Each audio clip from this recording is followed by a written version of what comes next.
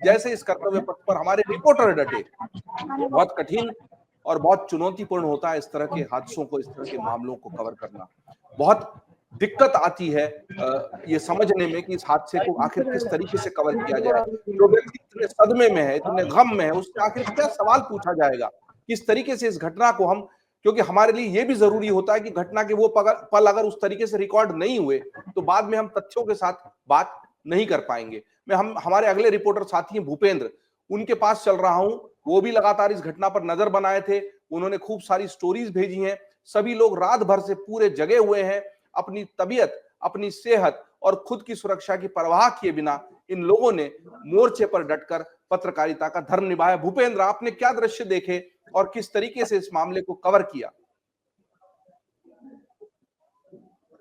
Sir, मुझे जब सुबह एक फोन आया सर का, विक्रांत सर का, तो उन्होंने बताया कि ऐसी ऐसी घटना हो गई है। मैं उस समय कमरे में था, मैं बालसन चौराहे के आसपास था। मैं तुरंत मैंने कपड़े पहने और वहां से निकला और रास्ते में आया तो यहाँ से जो जत्था लौट रहा था, मैंने उन लोगों से बात करने की कोशिश की। तो उसमें से बहुत सारे लोग ऐसे थे जो उस समय मौके पर मौजूद थे जब घटना हुई थी, और उन्हें वहां से निकलने में काफी देर हो गई थी। ये वक्त रहा होगा करीब 6:30 बजे का, जब मैं उनसे बात कर रहा था।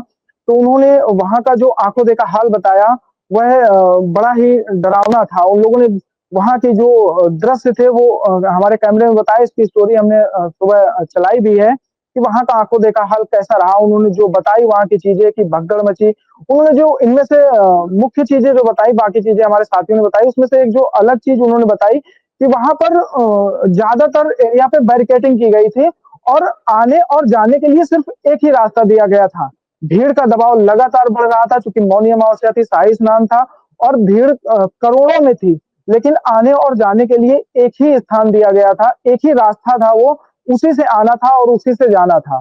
तो इस चक्कर में वहां पर मौजूद जब भगदड़ मची तो लोग बाहर की ओर नहीं आए। अगर हम उनकी बात माने तो उनका तो यहाँ तक कहना था कि कुछ लोग नदी की तरफ भागे और पानी में जाकर गिर गए, तो उन्हें भी मौजूद पुलिसकर्मियों ने वहां से बचाया। फिर उनसे बात करते हुए हम संगम की तरफ सीधे आगे बढ़ रहे थे। हमारे अन्य साथी हॉस्पिटल और अन्य जगहों पे थे, तो मैं सीधे संगम तक जाना मेरा उद्देश्य था कि वहां तक जाते हैं और अभी की स्थिति देखते हैं कि अभी वहां की क्या स्थिति है।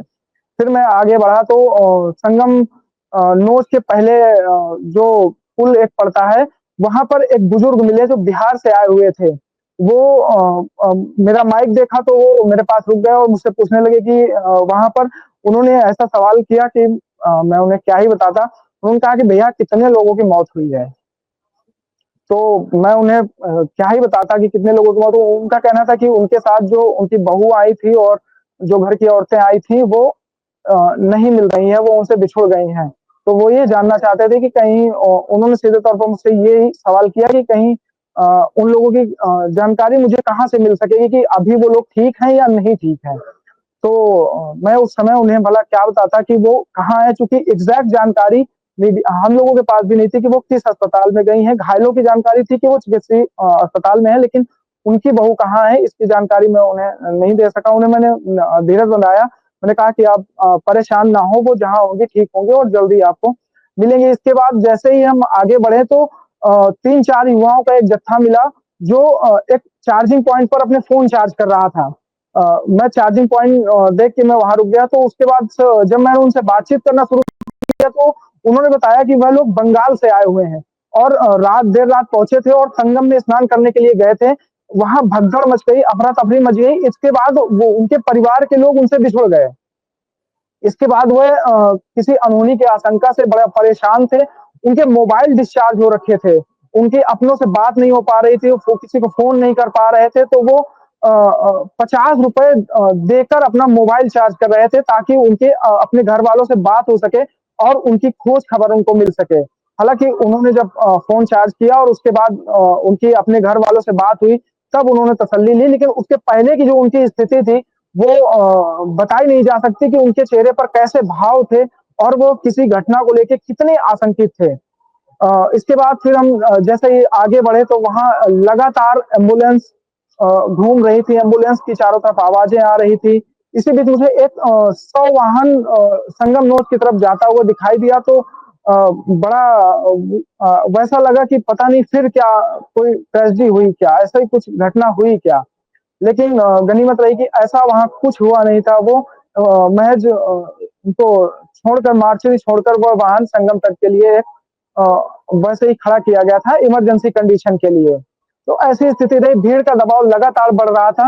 लेकिन फिर इसके बाद, एक घटना के बाद, हमने जो देखा कि कल रात, देर रात तक जहां जिन क्षेत्रों में बैरिकेडिंग की गई थी, सुबह घटना के बाद से उन क्षेत्रों की बैरिकेडिंग खोल दी गई।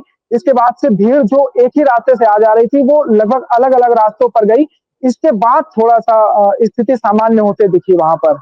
और एम्बुलेंस तो लगातार घूम रही थी। बैरिकेडिंग खोलने के बाद पुलिसकर्मी फिर वहां पर माइक से अनाउंस कर रहे थे, लोगों को रास्ता बता रहे थे कि आप एक ही रास्ते से नहीं जाइए, अलग-अलग रास्तों पे आइए और भीड़ को इधर-उधर कीजिए। तो ऐसी स्थितियां सर रही वहां पर, जो बड़ी ही भूपेंद्र, सुबह आपने की बहुत घटना के विस्तार बाद से से। बताया आपका जो अनुभव था और सुबह से फिर आप इसमें डटे रहे। जी, बहुत सारे लोग थे, झारखंड का परिवार था जिनको मैंने नीतीश के और आपके माइक आईडी पर सुना। आप माइक आईडी को देखकर लोगों को ऐसी हौसला बनता है कि शायद इनसे मदद मिल जाए, ये लोग ढूंढवा दें इतने बड़े मेले में। मैंने सिलचर के परिवार को सुना, जो सिलचर का परिवार था, जो खो गए थे उनके लोग, और एक दो उनके परिवार के सदस्य, उनकी मौत हो गई थी, ऐसी उनके पास उस वक्त सूचना थी।